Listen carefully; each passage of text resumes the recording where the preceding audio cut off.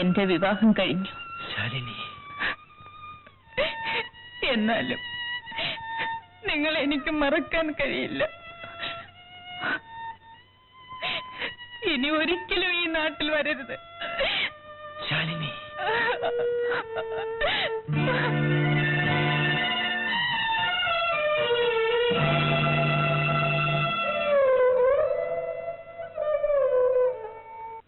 ശാലിനി, ഇതാ എനിക്ക് ശമ്പളം കിട്ടി. ഊണ് തയ്യാറായോ? വിളമ്പ. ഏയ്, എനിക്ക് ഉടനെ പോണം. കണ്ടോ, അതിനു മുമ്പ് മുഖം മാടി. ഞാൻ ഉടനെ വരാം. എവിടെ പോകുന്നു? അങ്ങനെ ചോദിക്ക്. ഭാര്യമാരായ ഭർത്താക്കന്മാരോട് വല്ലതൊക്കെ ചോദിക്കണം. ഞാൻ ചോദിച്ചത് തെറ്റായിപ്പോയോ? ആര് പറഞ്ഞു തെറ്റെന്ന്? ശാലിനി, ഭാര്യമാര് വല്ലപ്പോഴൊക്കെ ചൂടാകുന്നത് ഭർത്താക്കന്മാർക്ക് ഇഷ്ടമാണ്. ലോറി ലോഡ് ചെയ്ത് നിർത്തിയിട്ടുണ്ട്. അതുകൊണ്ട് എത്തിച്ചിട്ട് ഞാൻ ഉടനെ വരാം.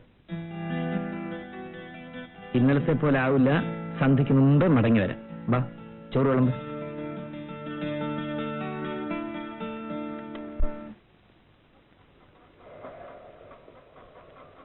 വലിയ മുതലാളി വന്നിട്ടുണ്ട്. നിന്നെ കാണണമെന്ന് പറഞ്ഞു. നമുക്ക് അതുവരെ ഇന്ന് പോകണം. നീ വേഗം ഒരുങ്ങിക്കോ.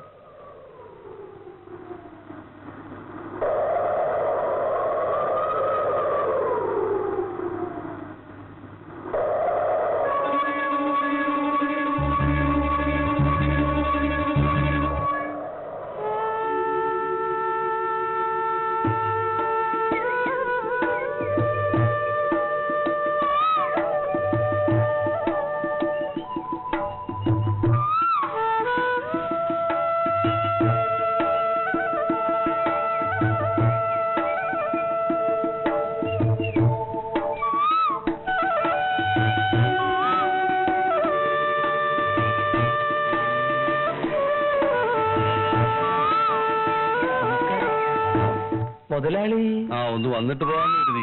ഫോട്ടോ ഒക്കെ എങ്ങനെയുണ്ട് ശ്രീധരപിള്ളേ? വളമിടലും മരുന്നുകളി ഒന്നും മുടക്കാറില്ല. ഭേഷ്, വരൂ പോകാം.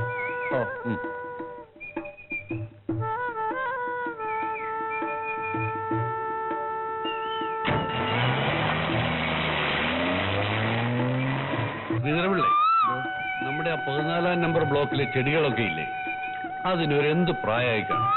ഒരു 2-2.5 വർഷമാവും. 2.5 വർഷമായോ? അതെ. അപ്പൊ ഈ ഇടവപ്പാതിക്ക് അതിന്റെ വളയിടുന്ന ഏർപ്പാടൊക്കെ എന്താന്ന് വെച്ച് കഴിഞ്ഞാൽ അത് ശ്രീധരപിള്ള തന്നെ ചെയ്തേക്കണം. എല്ലാം വേണ്ടതുപോലെ ചെയ്തോളാം. ശ്രീധരപിള്ള ഉള്ളത് എനിക്ക് എത്ര വലിയ സഹായമാണെന്നോ. ആട്ടെ, ശ്രീധരപിള്ളയുടെ കുട്ടികളൊക്കെ സൗഖ്യമായിട്ടിരിക്കുന്നല്ലോ? ദൈവത്തിന്റെ അനുഗ്രഹം കൊണ്ട് എല്ലാരും സുഖമായിട്ടിരിക്കും. ഞാൻ അവരെ കണ്ട നാള് മറന്നു. അവരേത് സ്കൂളിലാണ് പഠിക്കുന്നത്? ഇവിടെ അടുത്ത് പ്രൈമറി സ്കൂളിലാണ്. ഓഹോ, എങ്ങനെയാ പഠിക്കാനൊക്കെ മിടുക്കന്മാരാ? അക്കാര്യം ഒന്നും പറയണ്ട മുതലാളി. അതെന്താ? രണ്ടും തലതിരിഞ്ഞവന്മാരാ, ഒരു അക്ഷരം പഠിക്കുക. അത് പഠിത്തം തന്നെ മതിയോ? കുറച്ച് കളിയൊക്കെ വേണ്ടേ? യുവമാർക്ക് കളി മാത്രമേ ഉള്ളൂ. ശ്രീധരപിള്ളയുടെ ബുദ്ധിയും വൈഭവവും ഒക്കെ അവർക്കും ഇല്ലാതിരിക്കും. ബുദ്ധിയും വൈഭവത്തിന്റെ കാര്യം ഒന്നും പറയണ്ട മുതലാളി.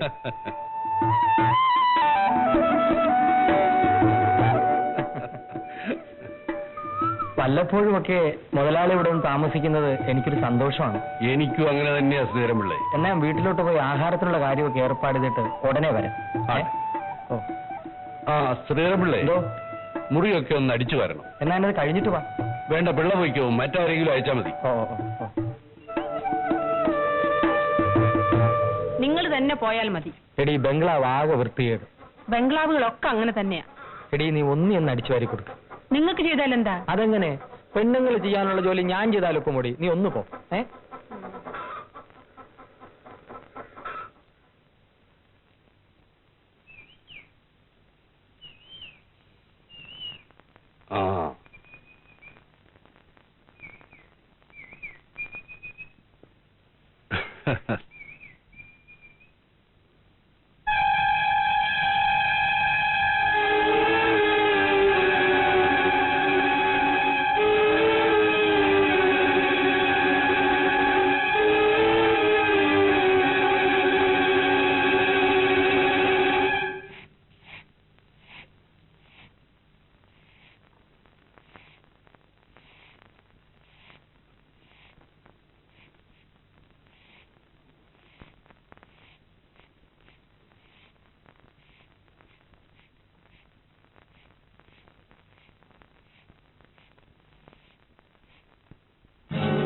അല്ല, നീ ഇതൊന്നിനൊന്ന് ചെറുപ്പമായി വരികയാണല്ലോ മാധവി.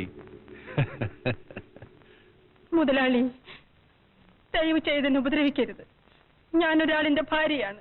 ഓ, ശ്രീധരപിള്ളയല്ലേ? ആ മനുഷ്യൻ മുതലാളിക്ക് നിസ്സാരനായിരിക്കാം, പക്ഷേ എനിക്ക് ദൈവമാണ്. ഇതൊക്കെ ആരെങ്കിലും അറിയാൻ പോകുന്നോന്ന്? വലിയവർക്ക് ഇതൊക്കെ നിസ്സാരമായിരിക്കും.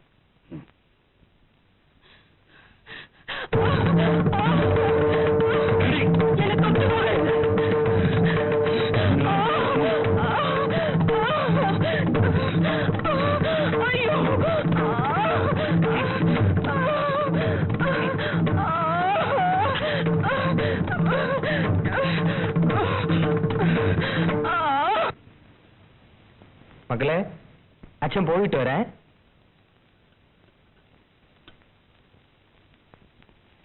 മാധവി, നിങ്ങൾ ഇങ്ങോട്ട് പോന്നുവല്ലേ? മുതലാളിക്ക് വിശക്കുന്നെന്ന് പറഞ്ഞു. മുതലാളിയുടെ വിശപ്പ്. നിനക്ക് എന്ത് പറ്റി? നിങ്ങൾ ഇത്രത്തോളം മുതലാളിയെ സ്നേഹിക്കണ്ടായിരുന്നു. മുതലാളിയെ സ്നേഹിക്കുന്നത് ഞാനൊരു തരം താണവനായതുകൊണ്ടല്ല, ചോറ് തരുന്ന നന്ദി കൊണ്ട്. എനിക്ക് ഒരാളിന്റെ ഭാര്യയെ ജീവിക്കാനേ കഴിയും.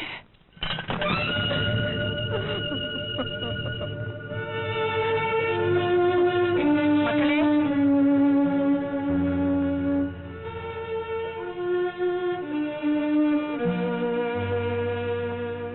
എന്താണ് നിന്റെ ഉദ്ദേശം? പോകാനോ? ഞാൻ സമ്മതിക്കില്ല. തിരിച്ചു വരാനല്ല പോകുന്നത്. ഞാൻ നിന്റെ ഭർത്താവാണോ? ഭർത്താവ്? മാധവി,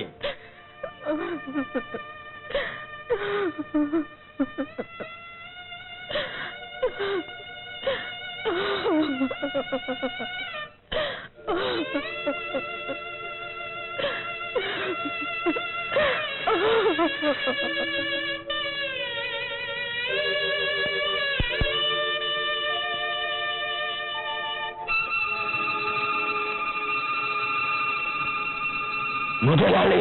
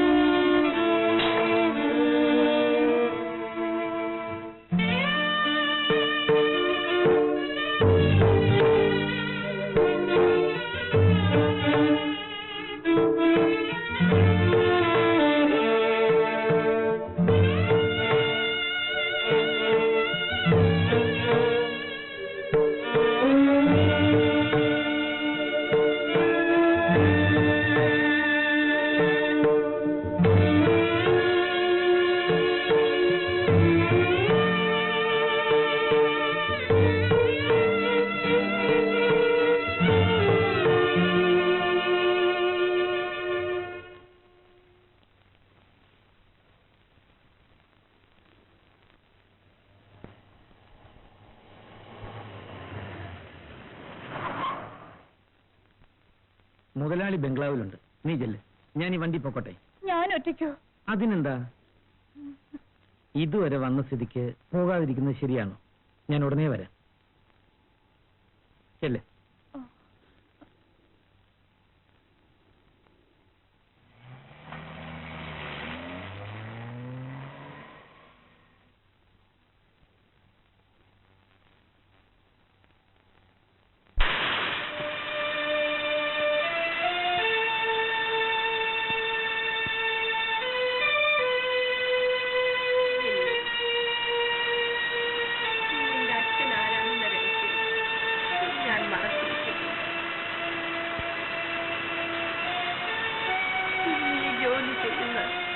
നാട്ടിൽ തന്നെയുണ്ട് അദ്ദേഹം.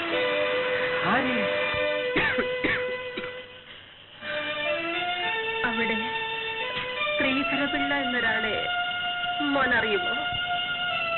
എസ്റ്റേറ്റിലെ കാര്യസ്ഥൻ. അദ്ദേഹമാണ് നിന്റെ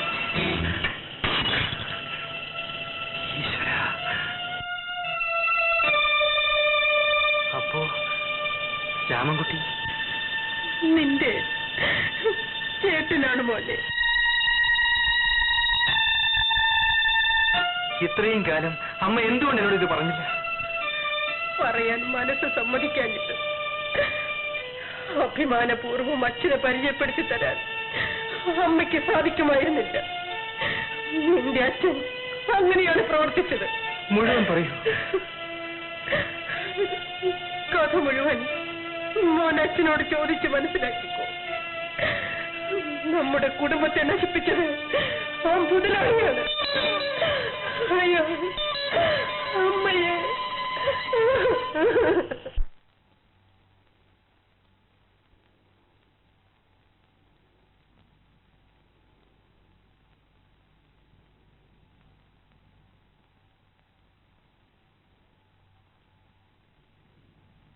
ആരാ അത്? നീ ഏതാ? എന്തിനാ വന്ന്? എന്നെ പറഞ്ഞയച്ചതാ. ആര്? മുതലാളി. മധു? ഞാനോ? ഓ, രാമൻകുട്ടിയുടെ ഭാര്യയാണ് അല്ലേ? അതെ. ഞാൻ കുഴഞ്ഞു പോയല്ലോ. ഈ പെൺകുട്ടികളുടെ നാണം വരുത്തി വെക്കുന്ന ഒരു തകരാറേ. കയറി വരൂ. വരൂന്ന്.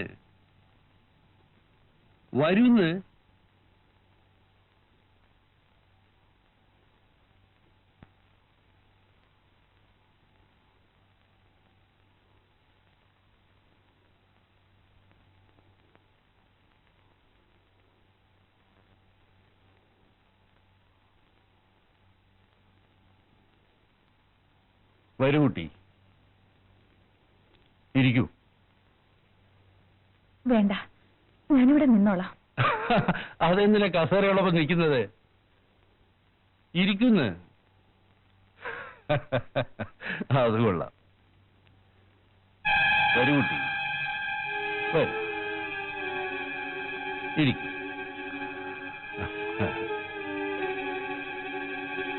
നീ ലക്ഷ്മിയമ്മയുടെ മകളാണല്ലേ? അതെ. ആ, നിന്നെ ഞാൻ കുഞ്ഞുനാളെ കണ്ടിട്ടുള്ളതാ. ഇപ്പൊ കണ്ട ആരറിയാനാ? നീ അങ്ങ് സുന്ദരിയായി പോയില്ലേ? ശ്രീധരപിള്ള എന്റെ ഏറ്റവും പ്രിയപ്പെട്ട ജോലിക്കാരനാണ്. അയാളുടെ മരുമകൾക്ക് എന്റെ വക ഒരു വിവാഹ സമ്മാനം തരണ്ടേ?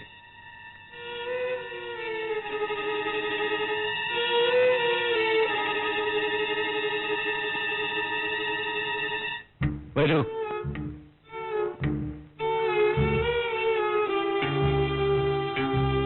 ഇവിടെ വരൂ കുട്ടി,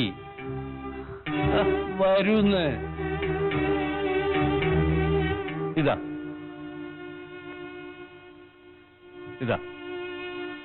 വാങ്ങൂട്ടി, വാങ്ങൂട്ടി. മുതലാളി,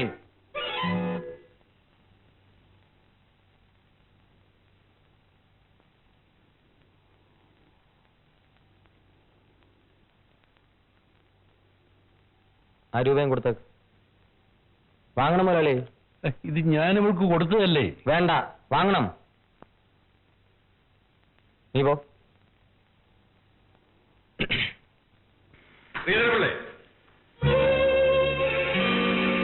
ഞാനെന്താ ഇത്ര പെട്ടെന്ന് അവളോട് പോകാൻ പറഞ്ഞത്? മുതലാളിമാരുടെ വീട്ടിൽ അധികം നേരം നിൽക്കുന്ന അത്ര നല്ലതല്ല. അതുകൊണ്ട് ശ്രീധരപിള്ളേ, ഞാനിപ്പോ ഇങ്ങോട്ട് കടന്നു വന്നത് മുതലാളിക്ക് അത്ര ഇഷ്ടപ്പെട്ടില്ലല്ലേ? എന്റെ ഇഷ്ടവും ഇഷ്ടക്കേടും ശരിക്കറിയാവുന്ന താൻ എന്തിനിപ്പോ ഇങ്ങോട്ട് കടന്നു വന്നു? ആ പോയ പെൺകുട്ടി എന്റെ മകന്റെ ഭാര്യയായിരുന്നു. ആ, അതുകൊണ്ട് തന്നെ അവൾക്ക് ഒരു സമ്മാനം കൊടുക്കാമെന്ന് ഞാൻ വെച്ചത്. ഇത്ര വലിയ സമ്മാനമൊന്നും അവൾക്ക് ആവശ്യമില്ല മുതലാളി. എന്തുദ്ദേശിച്ചാണ് നിങ്ങൾ അവളെ സമ്മാനം കൊടുക്കുന്നതെന്ന് എനിക്കറിയാം. ശ്രീധരപിള്ള തന്നെയാണോ ഈ പറയുന്നത്? ആ ശ്രീധരപിള്ള തന്നെയാണ് ഈ പറയുന്നത്. ഞാൻ അതിന് കടന്ന് സംസാരിക്കുന്നു. ഒരല്പം അതിന് കടക്കാൻ തന്നെയാണ് വിചാരം. അന്ന് ഞാനത് ചെയ്തില്ല, ഈ നിമിഷം വരെയും ചെയ്തില്ല. അതിന്റെ ദുഃഖം ജീവിതകാലം മുഴുവനും ഞാൻ അനുഭവിച്ചു. ഇനി എന്റെ മകനത് സംഭവിക്കാൻ ഞാൻ സമ്മതിക്കില്ല. സമ്മതിക്കാൻ പാടില്ലാത്തതൊന്നും അന്നും ഇന്നും സംഭവിച്ചിട്ടില്ല. ജോലിക്കാരുടെ ഭാര്യമാരെയും പെൺമക്കളെയും ആവശ്യം കഴിഞ്ഞ് കൊന്നു കൊക്കയിലെറിയുന്നത് മുതലാളിമാർക്ക് സാധാരണ കാര്യമാണ്. ഇക്കണ്ട കാലമത്രയും ഞാനും അതിന് കൂട്ടുനിന്നു. എതിർത്താൽ തന്നെ. ഇനി അത് നടക്കില്ല മുതലാളി. നടക്കും. ഞാൻ ജീവിച്ചിരിക്കുന്ന കാലത്തോളം നടക്കും. നടത്തിക്കോ, പക്ഷെ എന്റെ കുടുംബത്തെ തൊട്ട് കളിക്കരുത്. വേണ്ടി വന്നാൽ അന്ന് നിങ്ങൾ കളി പഠിക്കും. എന്റെ ഭാര്യയെ നിങ്ങൾ നശിപ്പിച്ചു. അവൾ എന്നെ ഉപേക്ഷിച്ചു. എന്നിട്ട് ഞാൻ നിങ്ങളുടെ കൂടെ നിന്നു. ഇനി അതിന് വയ്യ. ആഗ്രഹിച്ചത് നടത്താൻ എനിക്കറിയാമോ? മനസ്സിലാക്കിക്കോ. എന്ത് മനസ്സിലാക്കാൻ? പണിയെടുത്ത് തഴമ്പിച്ച ഈ കൈയുടെ കരുത്ത് അപ്പൊ നിങ്ങൾ മനസ്സിലാക്കും. എന്താണ് നീ പറഞ്ഞത്? എന്നെ അടിക്കാനും നിങ്ങളുടെ കൈ പൊങ്ങി. അടിക്കാൻ മാത്രമല്ല, വേണ്ടി വന്ന എന്റെ കൈവിട്ട് നിന്നെ കൊല്ലാനും എനിക്ക് കഴിയും. അതിനു മുമ്പ് നിങ്ങൾ എങ്ങനെ പണക്കാരനായി എന്ന കാര്യം ഞാൻ ഈ ലോകത്തോട് വിളിച്ചു പറയും. ഈ എസ്റ്റേറ്റിന്റെ പഴയ ഓണറെ നിങ്ങൾ വെടിവെച്ചു വന്നതും അയാളുടെ ഭാര്യയെ നശിപ്പിച്ചതും എല്ലാം 10 പേരെങ്കിലും കാണും, അത് വിശ്വസിക്കാം. അവരിൽ ആരെങ്കിലും ഒരാൾ നിങ്ങളോട് പ്രതികാരം ചെയ്യും.